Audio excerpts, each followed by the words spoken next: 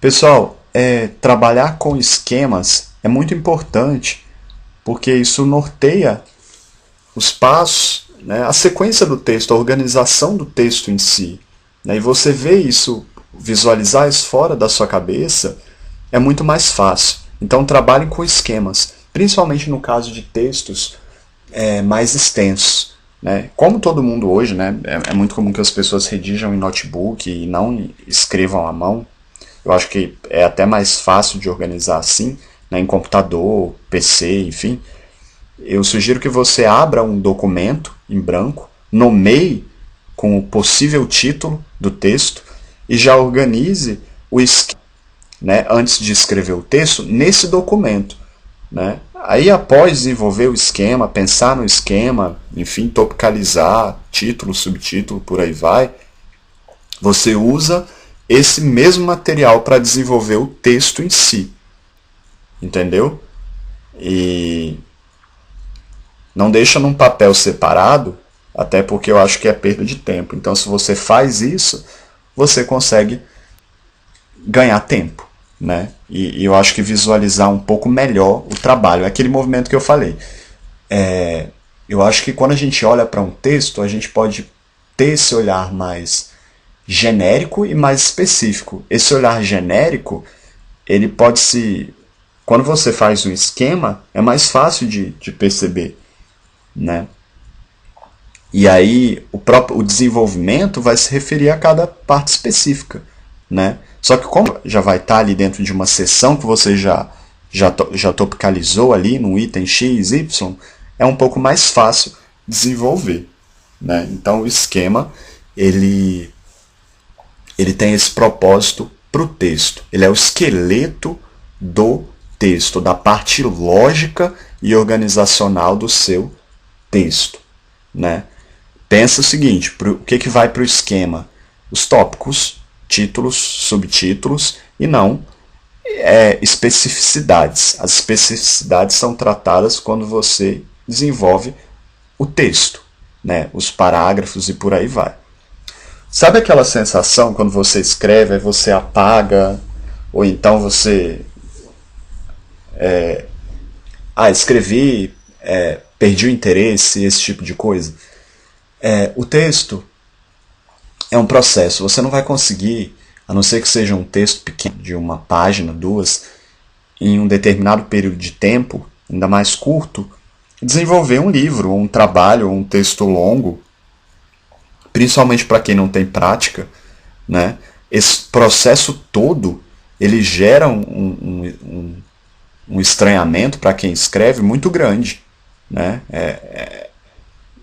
Você começa até achar assim, eu tô ficando meio doido. Entendeu? Quando você escreve. Por quê, né? É interessante de pensar isso. Porque você está lidando com o seu próprio pensamento. E o seu pensamento não é lógico. Então, você precisa... Pensa, é uma coisa muito peculiar pensar sobre você mesmo e pensar sobre as suas próprias ideias e sobre o seu próprio pensamento. Isso é bem complexo. Né? O nosso pensamento ele não vem pronto. Né? Inclusive, tem alguns linguistas, eu não vou ficar especificando aqui não, mas enfim, que dizem que as pessoas pensam, né, que a língua vem para a comunicação. Outro dia eu recebi um texto, né, para uma pessoa que pediu para divulgar no meu blog um texto, e enfim, eu falei, olha, você pode divulgar, mas você vai trazer o seu nome ao final, eu marco em itálico, porque o texto não é meu, e você precisa fazer as alterações, porque eu não compartilho das suas ideias, elas não se alinham ao meu currículo, nem à proposta do meu site. Aí eu pedi para a pessoa reformular lá, e ela trazia essa visão de comunicação, escreveu lá que a língua vinha primeiramente para as pessoas se comunicarem, e eu não compartilho dessa ideia. A língua primeiramente vem para estruturar o nosso pensamento. E depois disso, dessa relação com o sujeito mesmo, a gente pode pensar em uma outra coisa, né, que seria a interação. Eu não gosto nem de falar de comunicação só, porque eu acho que seria um aspecto mais específica e é mais amplo, que seria a interação, que envolve outras questões, que não são, às vezes, abordadas pelo pessoal comunicativista, enfim. Então, o esqueleto, né, o esquema, ele tem essa função. Você pode trabalhar também com resumo, mas no caso do resumo, eu acho que o esqueleto, o esquema, ele facilita o desenvolvimento sumário, né? Ele está, acredito, para uma proposta anterior ao texto. O resumo, eu acho que você... Eu sugiro, por exemplo, que meus clientes redigam resumos de trabalhos acadêmicos ou de qualquer outra coisa, depois de tecer o texto todo. Né? O resumo de um artigo científico, de um trabalho, ele só pode ser escrito depois que o trabalho estiver pronto. Por exemplo, a BNT recomenda, né, que... não preciso dizer essa informação para vocês, enfim, ignorem. Mas é característica do resumo em um gênero acadêmico, né, de uma dissertação, por exemplo, que ele apresente o recorte temático do trabalho, né, algum referencial teórico, que seriam os autores com o ano, a metodologia e apresentar algumas considerações finais, alguma consideração final do trabalho. E isso só pode ser dito, redigido, após o trabalho ter sido finalizado. Senão, isso não é possível de ser feito. Concorda comigo? Então, isso para o caso de trabalhos, né, acadêmicos. Se você pensa em outros tipos de resumo aí, sei lá, você pensa em... de qualquer maneira, né, por exemplo, quando eu estudava, eu trabalhava com resumo, eu fazia resumo dos textos, mas era um processo posterior. Né? Então, eu tenho essa impressão... Eu não tenho muita fonte sobre isso, não, mas aqui eu estou realmente falando pela minha experiência, de que o esquema ele é anterior ao processo da escrita e o resumo ele é posterior. Né? Então é interessante fazer essa distinção aí. Nesses momentos em que a gente escreve, eu trouxe aqui um outro tópico, que é a questão do foco. O foco, né, quando a gente está desenvolvendo um texto, às vezes a gente, principalmente um texto extenso, né, sequencial aí, a gente pode ficar desmotivado, né? Então você pode ter uma queda aí de produção e pensar assim, olha, eu não estou com inspiração ou qualquer outro tipo de coisa. Mais uma vez, se for um texto literário, você pode pensar nisso, na questão da inspiração. Agora, se for um texto acadêmico, não. Né? De qualquer maneira, você não vai conseguir essa eficácia da produtividade aí desse jeito, né? Principalmente se o texto for extenso. Então o que eu sugiro?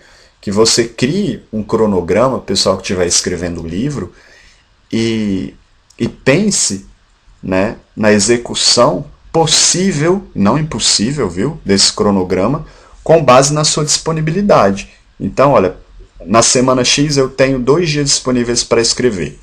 Qual é como é a minha produção? Né? Você mais do que ninguém vai conhecer o que você é capaz de redigir em um dia. Então, com base na minha própria experiência, na minha própria produção, quantos textos eu consigo, quantas páginas eu consigo desenvolver num período X? Você vai vai fazer uma continha, vai colocar isso no calendário, ali no seu cronograma, e vai seguir esse cronograma, a lógica desse cronograma. Né? E você vai pensar o seu texto como um processo de construção aliado a esse cronograma. Entende? E isso vai trazer, né, você vai conseguir diminuir a ansiedade, por exemplo, porque você sabe o que você é capaz de produzir ali para cada dia de produção. Né? Você não vai ficar ali se matando, eu tenho que terminar logo, esse tipo de coisa. E você vai ter uma perspectiva de tempo. Né? Olha, eu tenho 3 meses para desenvolver. É interessante colocar, né, que pode ser que você tenha uma produtividade baixa, então sempre coloque alguns dias a mais nesse cronograma para você repor esses dias de baixa produtividade que você simplesmente não conseguiu desenvolver. Porque aí você não vai se frustrar se não tiver conseguido seguir esse calendário. Né? Eu acho que trabalhar com desse jeito, né? É uma maneira possível, real, né, de ver o desenvolvimento do seu texto, né? E não desanimar, porque é como montar um curso, por exemplo, quando que exige etapas, exige, é como frequentar um curso, né? Você passa pelo processo em si, o processo te traz crescimento, e aquela sensação final de alívio, de serviço terminado, né, ela vem ao final. Né? E mesmo assim, no caso de livros, por exemplo, e do texto em si, como ele é um processo, você ainda vai ter trabalho depois mandando o texto ser revisado, e mesmo depois que ele seja revisado, no caso de livro, você tem primeira edição, segunda edição, terceira edição, quarta edição, enfim. É uma coisa complicada que não termina, poderia dizer dessa maneira. Porque é um processo sempre inacabado. Tanto para o nível linguístico quanto para o nível do conhecimento. No nível linguístico, as mudanças elas demoram um pouco mais. Né? Dicionário não muda toda hora. Regra gramatical também não. Acordo ortográfico também não, embora o nosso acordo tenha mudado bastante nos últimos anos. Agora, em questão, em relação ao conteúdo, às ideias, né, pode ser que você mude, ou que teorias mudem, e o material precisa ser atualizado, livro, ou seja lá o que for, material de blog, enfim. Então, o texto é um processo, né, e pensar isso traz maturidade para lidar, para você lidar, né, com o texto em si, de ansiedade e por aí vai. Outra questão importante é deixar o texto descansar, né? Porque cada vez que você se afasta do texto, eu acho que isso é importante, porque você consegue ter um outro olhar, né, sobre o texto, além do fora do seu. É como olhar além da nossa janela. Às vezes a gente fica preso numa situação porque a gente está ali vivendo aquilo muito preso naquilo. Então, sair um pouco daquilo seria se colocar nesse olhar de fora, que não seria o seu olhar. Entende? Eu acho que isso é extremamente importante no processo da escrita.